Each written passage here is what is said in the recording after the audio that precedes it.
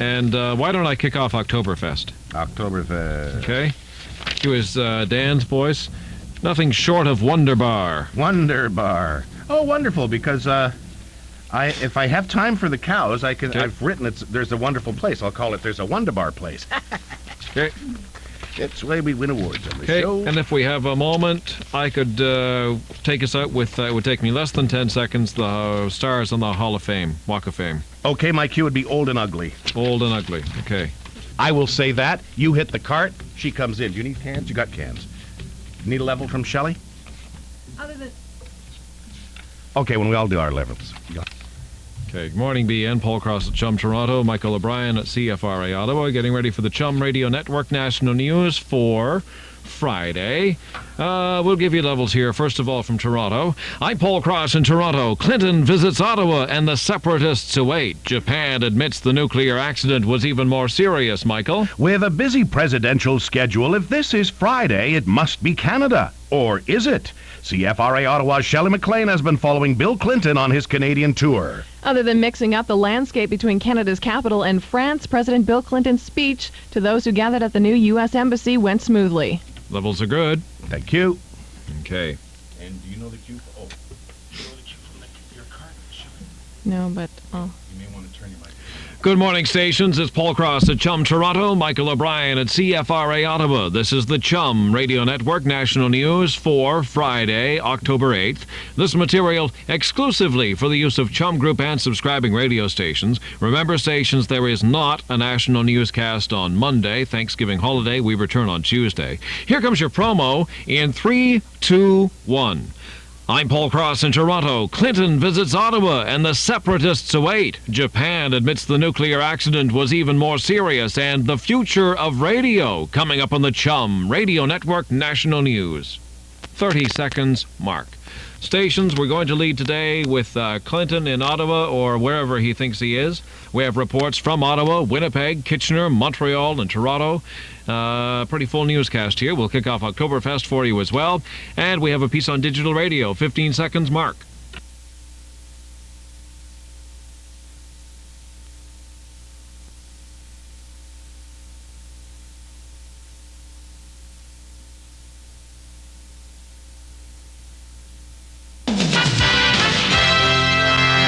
The CHUM Radio Network presents the national news, coast to coast in Canada. I'm Paul Cross at CHUM Toronto. Reports today from 1290 Starlight, Winnipeg, Oldies 1090 Kitchener-Waterloo, Oldies 990 Montreal, CFRA Ottawa, and CHUM Toronto. Our top story. With a busy presidential schedule, if this is Friday, it must be Canada. Or is it?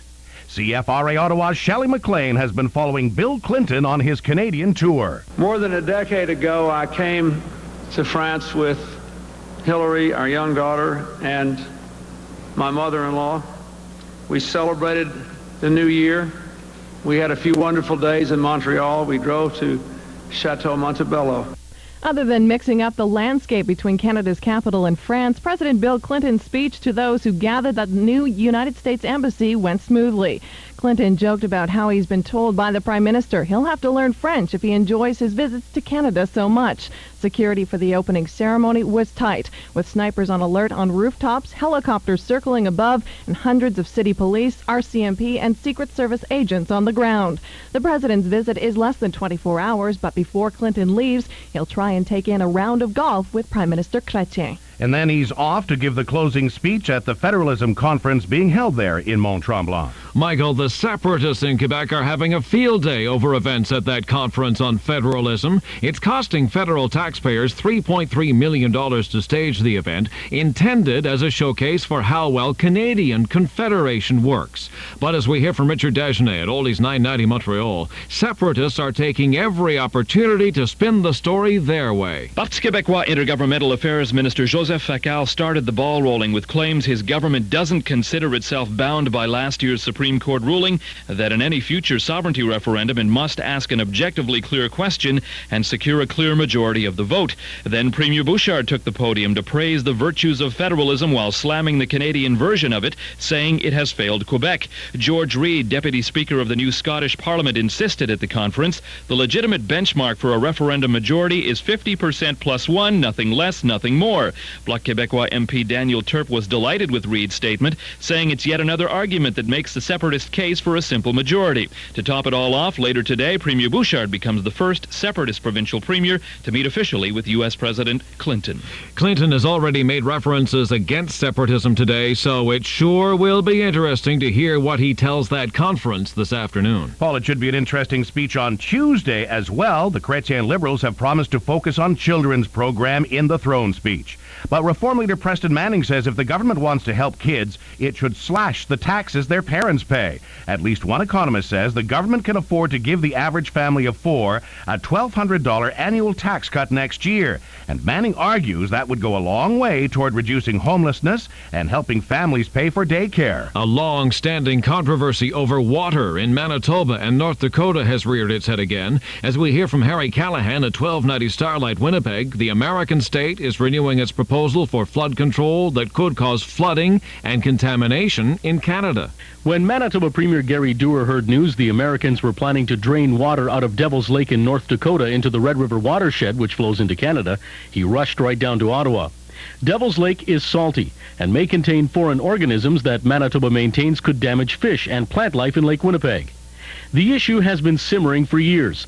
North Dakotans want relief from flooding, and Manitobans want to protect their water. Prime Minister Jean Chrétien and U.S. President Bill Clinton are expected to discuss the diversion when they meet today in Ottawa.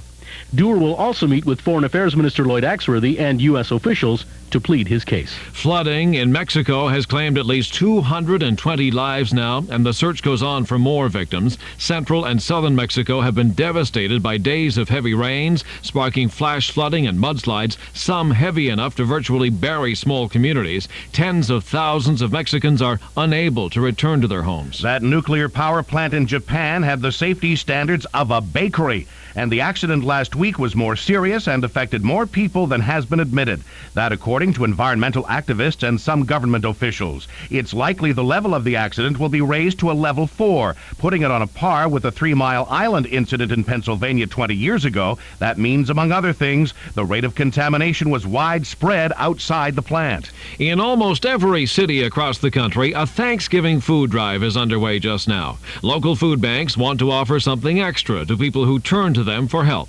At CHUM Toronto, Jeff Howard is hearing some first-hand stories of the misfortunes that cause some people to turn to the food bank. Who uses a food bank? Likely not the people you'd think. David's story is becoming all too familiar. At 38, the young entrepreneur had formed a painting company, but 3 years ago it went bankrupt. He lost his apartment and recently was forced to ask for help. A humbling experience. I think people have a preconceived notion that people who are using these services, using these, they're down and out bums and stuff. And today again, I came down here and there's somebody that I know, a friend who I would never think would be down here. David is looking forward to Thanksgiving because he says it's when the more nutritious food comes in. And he, like others, would like more people to donate their time at shelters in their own neighborhoods to see firsthand just how bad some people have it. Your local food bank could tell you where volunteers are needed. The unemployment rate in this country is at its lowest level since June of 1990. The rate dipped to 7.5% last month, down from 7.8% in August. Statistics Canada here in the capital says about 64,000 jobs were created in September, and just about all of them were full-time. They're calling it the future of radio. You've probably heard about digital radio. It's here. The first mass-produced digital radio receivers are now on the market. Radio stations in Toronto are broadcasting now in both analog and digital, and Kim Geddes of CHUM Toronto tells us the switch means even more than incredibly clear new sound. Eventually, you'll be able to use your digital radio for more than just listening pleasure. This intelligent communications device will offer a multitude of services. How about downloading email or receiving cell phone messages? For now, says CHUM Vice-President Duff Roman, digital radio means pure CD quality sound. If you like the programming of a station, you won't have the technical excuse. You'll be hearing music that's every bit as good as your CD player. And this is not just a new toy for techno buffs. Digital radio will soon replace AM and FM as we know them. Montreal and Vancouver will officially begin digital radio broadcasting next month. Then it's hoped digital receivers will become standard equipment in new cars. Noon hour, Friday of the Thanksgiving weekend? Must be time to tap the keg to kick off Oktoberfest. Here's Dan Sherman from Oldie's 1090 Kitchener-Waterloo. The official tapping of the keg at Civic Square in Kitchener kicks off the biggest Bavarian bash outside of Munich where it all began. It's Oktoberfest in Kitchener-Waterloo. Over the next 9 days, revelers will knock back gallons of beer and mow down mountains of knockwurst, sauerkraut, and Wiener Schnitzel as they polka the night away. Oktoberfest attracts about 700,000 visitors to KW, many of them Americans who get good value for their greenbacks.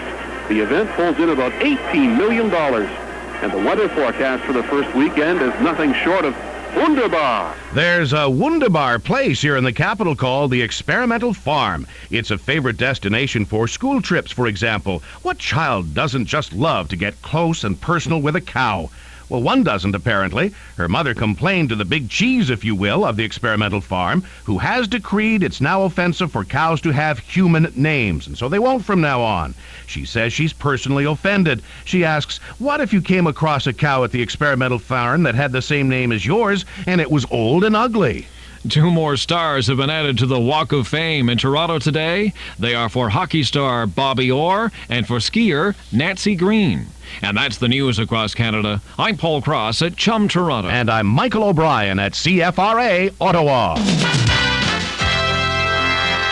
The CHUM Radio Network National News has been brought to you by Sprint. Now, the business report.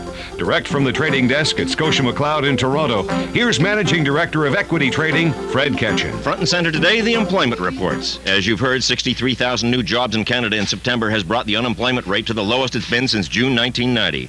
And as good as that news is, this has not been a big factor in the TSE 300 index improvement at 25 points. What is pushing the market higher is a handful of gains to a few influential big caps. BCE, for instance, a new high on Bell at $81.60. That's got the stock up $2.60. CPR has popped up 80 cents to $32.60, and the gold index is up 1.5%, led by Barrick and Placer Dome, which each have gained 60 cents a share. At New York, the Dow Jones has traveled between a 30-point loss and a 35-point gain. It appears investors are trying to determine whether a drop of 8,000 jobs in September is meaningful or whether it has something to do with the hurricane season. Economists had predicted job growth of 218,000. They certainly missed the mark this time. High-tech stocks are being hit. IBM's down 4, Hewlett-Packard 3.25. Gold in London finished the week at $323.25. The dollar moved down 0.1 cent to 67.90. I'm Fred Ketchen for the CHUM Radio Network. Coast to coast in Canada, this has been the CHUM Radio Network National News and the Business Report.